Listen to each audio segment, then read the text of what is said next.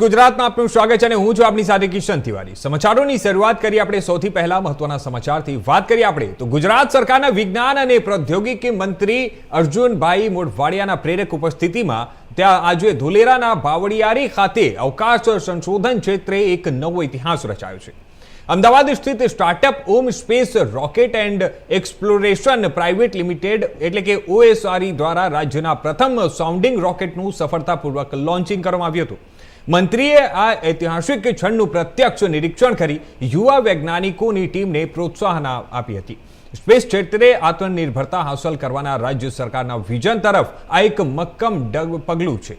વિજ્ઞાન અને પ્રૌદ્યોગિકી વિભાગ દ્વારા ખાનગી સંસ્થાઓને આપવામાં આવતા જે સહયોગ છે અને ગુજરાત સ્પેસ ટેક પોલિસી 2025 થી 23 ને કારણે આજે ગુજરાતે અવકાશ ક્ષેત્રે ગગનચુંબી ઉડાન ભરી છે।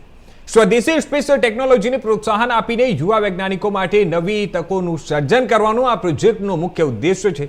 14મી માર્ચના રોજ બાવળિયારી ખાતે નિર્મિત આસ્થાની આ લોન્ચિંગ કોમ્પ્લેક્સ પરથી બપોરે 1 વાગ્યે આ સિંગલ સ્ટેજ સબ ઓર્બિટલ રોકેટ ઉડાન ભરી હતી।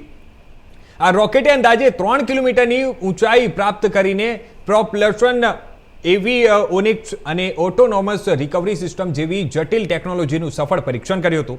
મેક ઇન ઇન્ડિયા અભિગમ હેઠળ આ રોકેટનું એરફ્રેમ કાર્બન ફાઇબર અને એડવાન્સ કમ્પોઝિટ મટીરિયલમાંથી ઓમ સ્પેસની અમદાવાદ ખાતેની લેબમાં તૈયાર કરવામાં આવ્યું હતું।